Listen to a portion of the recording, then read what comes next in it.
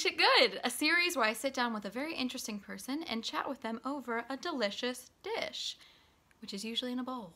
Today I'll be chatting with Nicole Acquah. She is a writer, a performer, an educator, and just an all-around amazing creative. And she just recently wrote a memoir. So pretty excited to hear about that. I'm thrilled to have her on today. So everyone get your dishes ready and let's give her a call. Hello, Nicole, how are you? Hello, I'm good. How you doing? Yeah, I'm good. I've been keeping well. It's a little rainy today. I was a little surprised by that, but we need it. I know, I was upset. I was like, oh, because I've been going out for walks. So I was like, okay. Not today. Exactly. I know, you're like, my mandatory walk. What am I gonna do? Take laps? What am I gonna do with my hour? I know. You are a writer, you're an actor, you're an educator. I'm really interested in what you have to eat today. So let's see what you got going on. Let me lean across. So, I actually already started eating it. That's fine. Because they're really nice. But literally, it's just chips, just some homemade chips that I made myself, and they're really good because I put like garlic, paprika, chili, black pepper, salt, like it was all there. Cajun. Gorgeous. Cajun's good on chips. That sounds fantastic. Oh my God. I have a chili non-carne, so it's like a vegan chili. So good. It looks good. It looks good. Cheers. Woo. Oh, I got a drip. So I wanted to know how you first became interested in writing and when you kind of figured out that this is a mode of the creative arts that you really enjoy. Yeah. So writing I've done ever since I was tiny. So like I remember when I was like, actually it started from my love of reading books. And then I started being like, oh, actually, I think I'd like to write as well. So I actually started writing more like books and novels. So I remember when I was like 7, 8 years old, I would spend hours lying down in my bedroom with like sheets and sheets of A4 paper and just like writing loads of stories for like ages. I think that love like continued, and I always knew I wanted to be a writer like ever since I was tiny. And then playwriting, I feel like I accidentally got into. Right. When I was about 18, the book, The Picture of Dorian Gray, one of my favorite books, I was like, this needs to be a play. I mean, it's already been adapted many times, but I was like, I want to make this a play. So then I ended up being like, oh, well, it's a book. I gotta do some writing. So like wrote a play version of that and put that on with, I had like a theatre company at the time.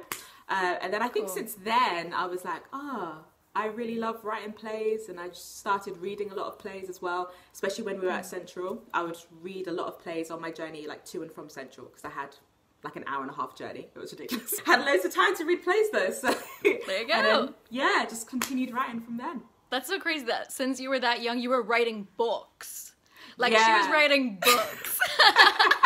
I mean, I've read some of them back and I'm like, this is awful. But they were good at the time for me. Yeah, we're always growing, we're changing, we're improving. So you write in so many different forms. I know you're a poet, you're a playwright, you're a novelist, a memoir writer, memoirist. Woo. That's a thing, is it? I don't even know the word for that. A memoirist.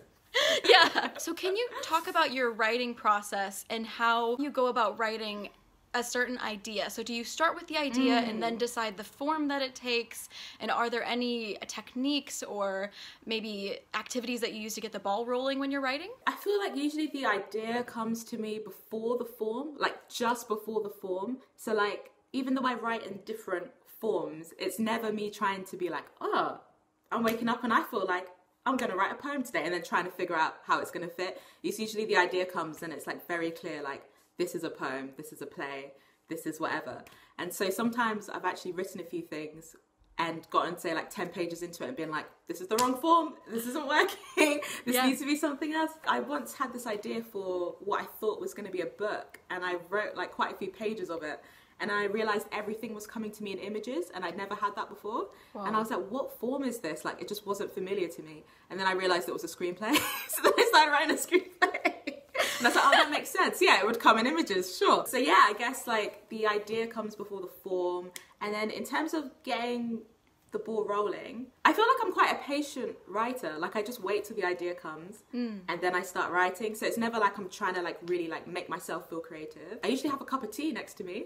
There you I think go. that helps me concentrate. So there you go. So while you're writing, let's say you're writing a play, do you envision the characters straight away? Like you have an idea of what they look like, what they sound like before writing the rest of the play, let's say? Do you start character based, or how does that unfold? I start more plot based, and I think that's because the things that I really enjoy writing, I'm actually more of like a plot than a character driven person. Okay. So I like to know what the plot is, and then I find the characters that will fit into that plot.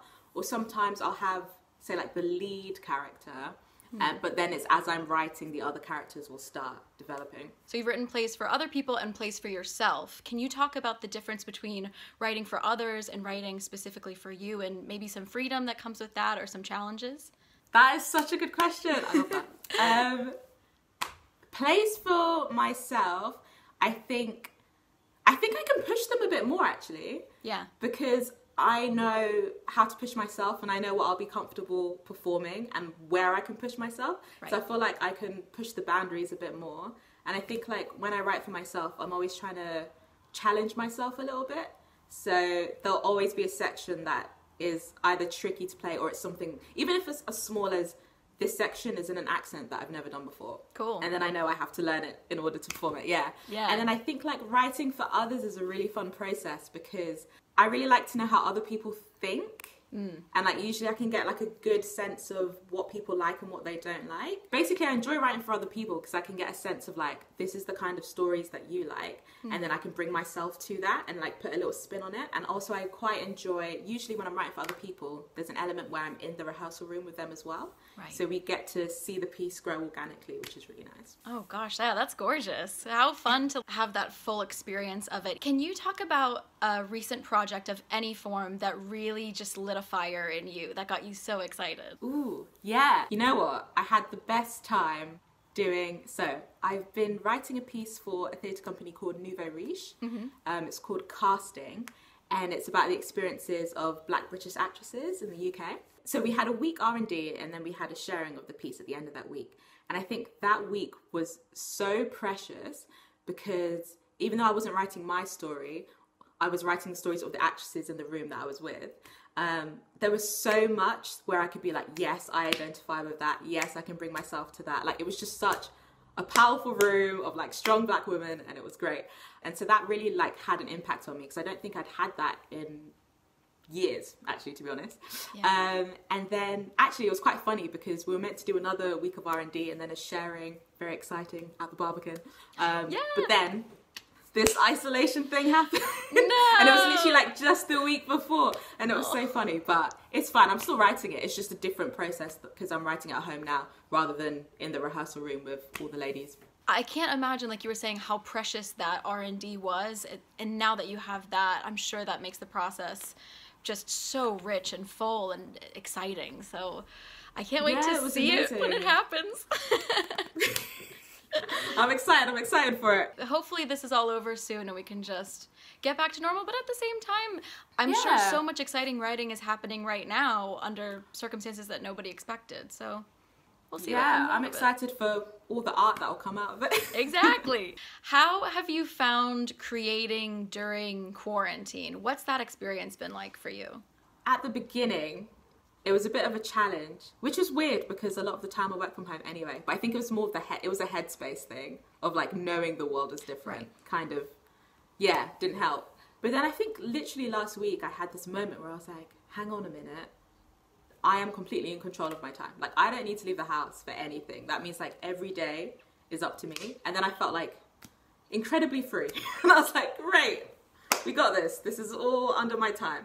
So actually it's been a lot better since then. So I'm super inspired by your talent and drive and passion as a performer, writer, but also as an educator. And I was wondering if you could talk about what type of art you most enjoy teaching. So at the beginning of this year, I actually started teaching playwriting at university for the first time. Excellent. Loved that. Yeah. I think it fed into my inner nerd. So I was always like, oh wow, guys, do you see the symbolism? Do you see the arc of the story? Like, and they were like, okay. Yeah. But it was great. We had a great time, and they were actually first year university students. So a lot of them were in the same position I was in when I was studying, where like I basically never really read a play before, unless it was like GCSE drama. Some of them hadn't even seen theatre before.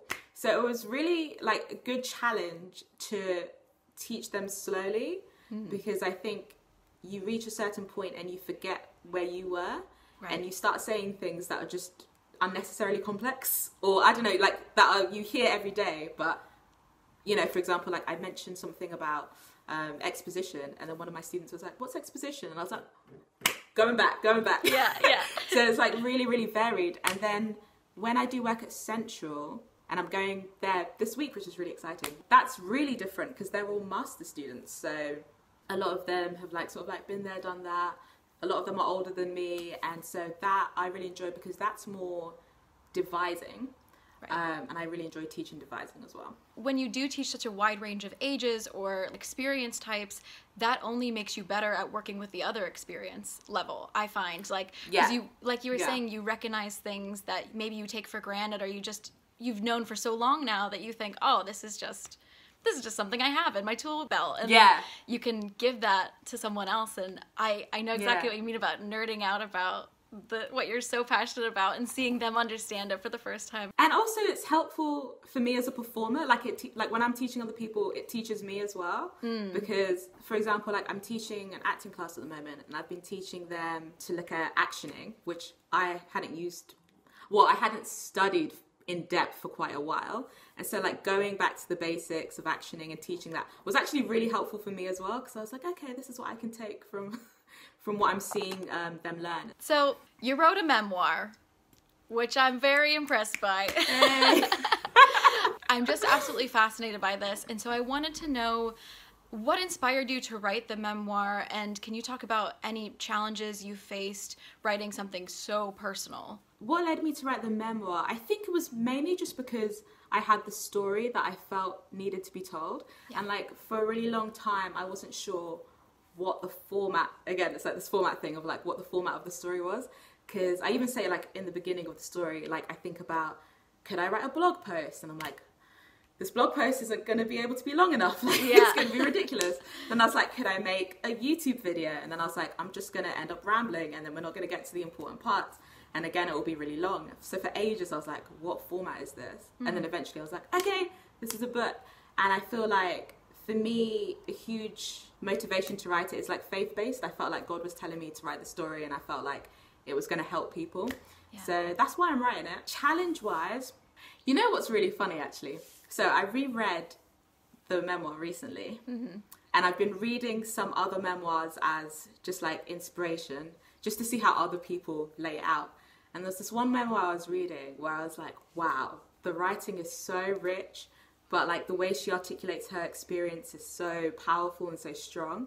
And I went back and reread mine, and I was like, okay, there's definitely moments in here where like I just need to rewrite, because they need to be written in present tense and they need to be more immediate and immersive. Right. And that's been more of a challenge, because I've realized rewriting those, it's like going back to a headspace you were in like 7-8 years ago. And that's quite deep. And I hadn't realized that until I started rewriting those sections. And what can people expect from the memoir? What's like a little teaser for the memoir? Ooh, good question. It's really interesting. I feel like it's a mix of dark and light. So I would say, like, because my whole thing is, the story is a story of hope, but you kind of need to understand where I was to get to the hope part. Right. So there's definitely like an arc of like, brace yourself for some darkness, but then we're going to end in the light. Oh, beautiful.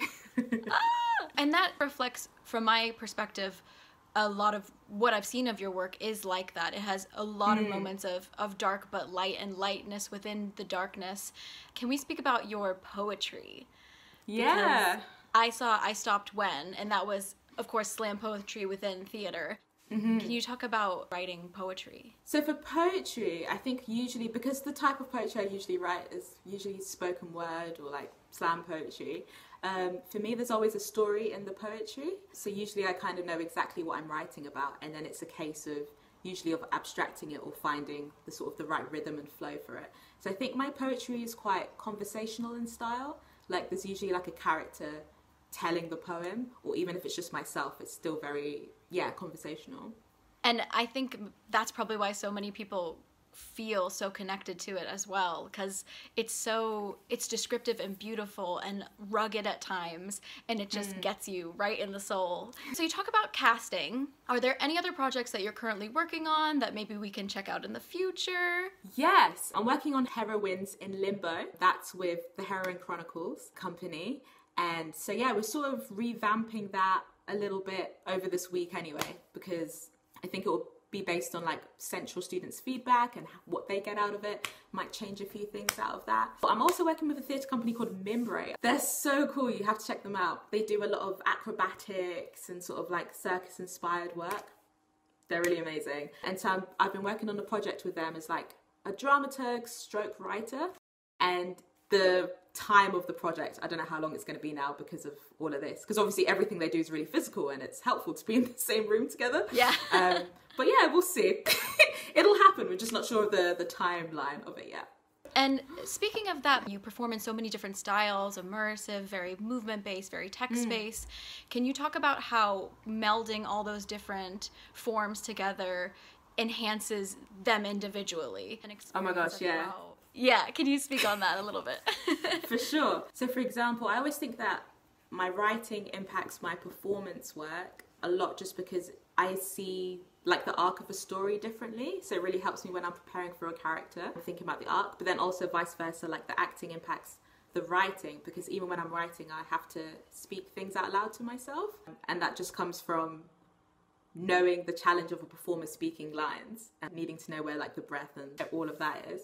And then I'm always really surprised that whenever I start exploring a new art discipline, there's so much that is so similar across all art forms. Yeah. Not that they're all the same, but there's so much that is the same.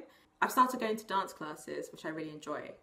And just the way the teacher talks about art. So for example, she'll be like, just little things like don't be too much in your head, or like let the music take you. Like for me, that's like playwriting. That's like, don't be too much in your head as a performer, like let the words do the work, you know, that kind of thing. Yeah. Or like it's more about the performance than about this and that. So I find them all, yeah, they all interconnect for sure.